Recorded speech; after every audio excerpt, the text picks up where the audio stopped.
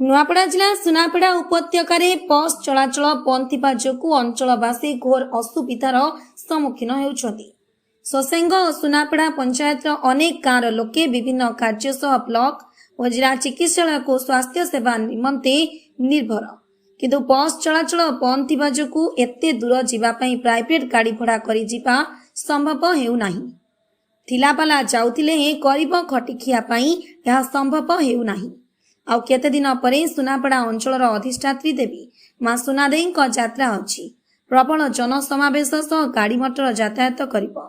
एणु चेरे चुआ ठारू सुनापड़ा पर्यंत रास्ता मरामती पई अंचलवासी दृढ़ दाबी करिसेंती। स्थानीय लोकमानंक कहिपा अनुसार रास्ताटी जो विभाग अधीन रे थाउना काहेकि मरण जनता साजिथिबा रास्ताटी आज पर्यंत केउ कारण जोगु मरामती करा जाउ नाही ता बुद्धिजीवी महल रे आलोचना हेउछि। यात्री रास्ताटी सत्य जेपरी जम जंत्रणा साजिछि। तुरंत रास्ता को मरामती करने को साधारण रे दाबी होछि। नुआपड़ारू Suresh Dandasena report, Nuapada mirror news.